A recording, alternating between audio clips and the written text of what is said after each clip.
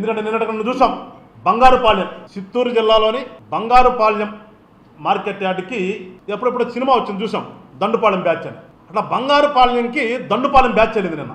ఎందుకు పోయారంటే వీళ్ళు ఏదో గొడవ చేయాలి, రాష్ట్రం ప్రశాంతంగా ఉంది, కూటమి ప్రభుత్వం ఇచ్చినటువంటి హామీని వన్ బై వన్ చేసుకుంటూ వెళ్తున్నారు.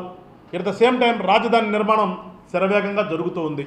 రకరకాలైనటువంటి కంపెనీలు వస్తున్నాయి ఆంధ్ర రాష్ట్రానికి. మరీ ముఖ్యంగా క్వాంటమ్ వ్యాలీ లాంటి దిగ్గజమైనటువంటి ఒక ప్రతిష్టాత్మకమైనటువంటి వెంచర్ కూడా త్వరలో వచ్చే అవకాశాలన్నీ రాబోతుంది. దానికి కూడా గవర్నమెంట్ ప్రయత్నాలు చేస్తూ ఉంది. ఇలాంటి సమయంలో ఏం చేయాలి, తొండన్నట్టుగా ఏం చేయాలో అర్థం కాని జగన్మోహన్ రెడ్డి చూసాం. గతంలో ఏదో పరామర్శల పేరుతో ఇతనికి నిజంగా రైతులంటే ఏదో విపరీతమైనటువంటి ప్రేమాభిమానం ఉన్నట్టుగా మన గుంటూరు మిర్చి యార్డుకి వచ్చాడు. ఏం జరిగింది? గుంటూరు మిర్చి యార్డుకి వస్తే తొక్కిసలాట, టిక్కీలు దొంగతనం. అంటే ఒక వ్యక్తి పరామర్శకు వస్తే దొంగతనం జరుగుతాయి. అలానే కందుకూరు పొగాకు రైతుల దగ్గరికి పోయాడు. ఆ బేల్స్ అన్ని తొక్కేశారు. ఫ్లెక్సీలు పట్టుకుని రఫా నరుగుతాం, వచ్చేది మేమే, వచ్చిన తర్వాత మేము ఎంత చూస్తాం, ఇది వాళ్ళ ప్రదర్శన.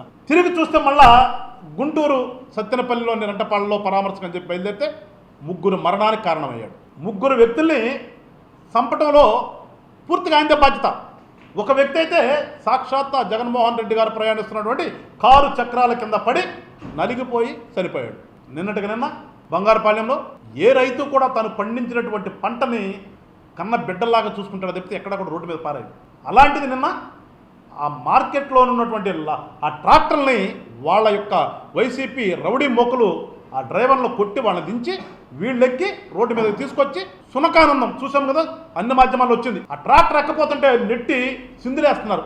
ఆ ట్రాక్టర్ మామిడికాయలు పారబోసి ఆ మామిడికాయల మీద ట్రాక్టర్ ఎక్కితే సిందులేస్తున్నారు. అంటే ఇంతకంటే ప్రజలకి ఈ రాష్ట్రంలో జరుగుతున్న పరిణామాలను గమనించడానికి ఇంకేమైనా ఉందా? అంటే అఫ్కోర్స్ కావచ్చు, ఒక మనిషినే ఎక్కించేసినటువంటి ఘనత ఉన్నటువంటి జగన్మోహన్ రెడ్డి గారు మామిడికాయల్ని పెద్ద తొక్కించడం వాళ్ళకి లెక్కల విషయం కాదు. అంటే ఇది పరామర్శ. ఒకసారి రాష్ట్ర ప్రజలు గమనించాలని చెప్పి జనసేన పార్టీని కోరుతున్నాం.